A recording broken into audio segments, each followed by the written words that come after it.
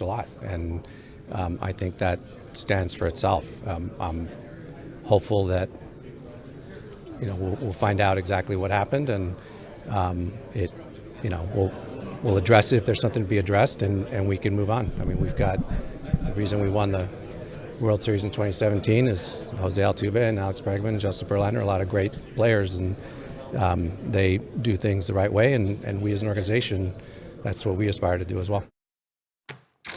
Okay, that was their GM, Jeff Luhnow. The Astros say they have begun an investigation along with Major League Baseball there. The Astros team, Max, took your Yankees in 7 on the way to a chip. Does this change your opinion about Houston? Of course it does, and I don't believe Jeff either. I don't think he's telling the truth there. I mean, it's just my opinion. I have no evidence that he isn't, but I don't believe him. How could the GM not know? Come on. Investigation. Give me a break. He's put together a team and has a system whereby they cheat, and I'm furious about it as a Yankees fan. They're stinking cheaters in Houston. It seems to be, if these allegations are correct.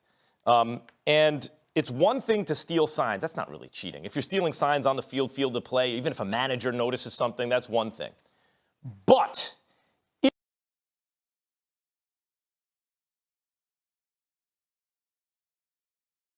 at your home field, in your stadium, you are using technology that's indefensible. How can you defend against technology at the other team's home park? And using that to gain an edge, that is cheating. And if this were college, I would say they should vacate the World Series. That's how serious it is. Listen to this. Stephen A., remember that year, 2017, when our Yankees should have won the World Series, it seemed to me? But lost to the Astros. Remember, they had to learn how to win on the road? Because let's go back. 2-1 Astros in Game 1 at Houston. 2-1 Astros at Game 2 in Houston. Yankees lost 2 one-run games to a cheating team who's stealing signs. You mean to tell me that can't be the difference in a one-run game? What happened when it moved back to Yankee Stadium and the Astros didn't have their cheating advantage, if it's true they were cheating? 8-1 Yankees. They got curb stomped, the Astros. 6-4 Yankees. 5-0 Yankees. So the Yankees beat them down. They were clearly the better team till they went back to Houston and lost 2 more. That decided that series.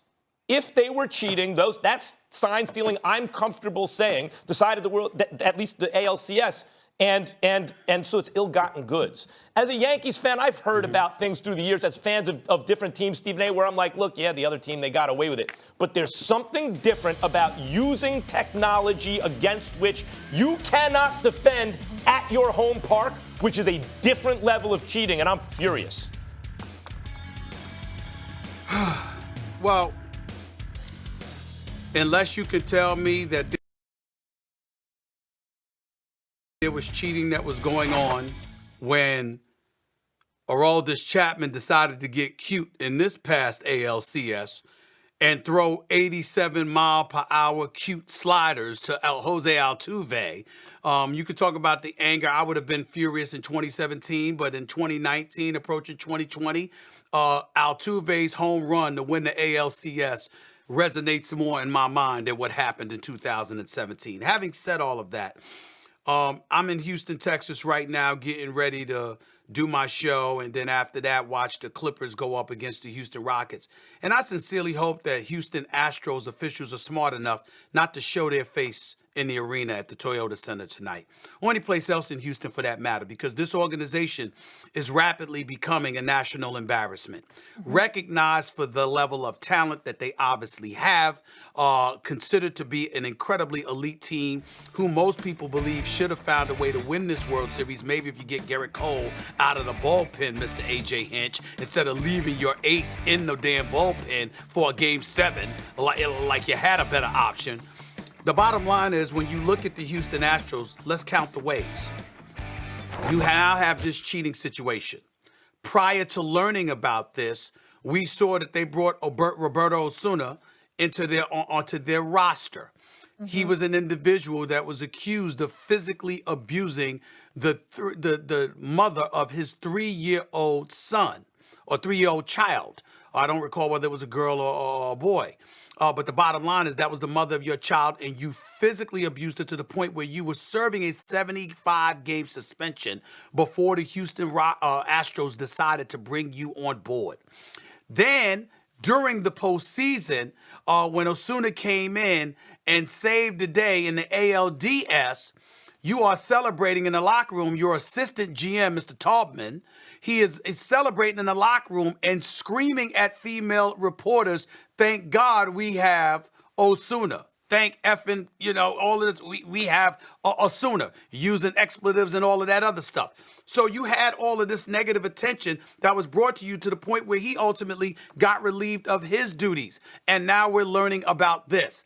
Clearly, the Houston Astros appear to be a franchise devoid of principles, devoid of decency to some degree. They don't mind having abusers on their roster. They don't mind cheating, stealing signals, using technology to do it if the reports are indeed true, which we don't know.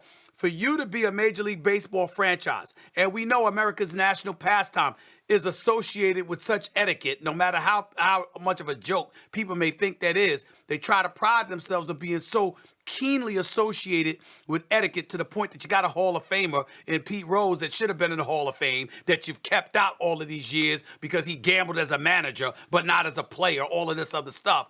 But somehow, some way, you allow all of these things to happen for your franchise. These are the Houston Astros that we're talking about here. And when we think about them having an abuser on their squad, and now we think about them cheating. Congratulations. Max, based on what Stephen A. just said, does Houston have a culture problem? 100%. And I got to say something about Luno. He's done a lot of very good work with the Astros. I mean, he's assembled as an executive, arguably. I mean this, arguably, when you look at that entire roster, you can argue that the last several years has seen the best roster ever assembled. It is on a short list. The Big Red Machine had the kind of position players, but not the pitching. You have to go back to a couple Yankees teams. Here and there, you can find a few teams throughout history as crazy talented, top to bottom, as excellent, as great as this Astros squad, and yet they still cheated. So it seems to me that the culture, Stephen A., is data-driven, right? That's what he brought to the franchise, a data-driven approach that has worked very well. But the data-driven approach has been divorced from ethics.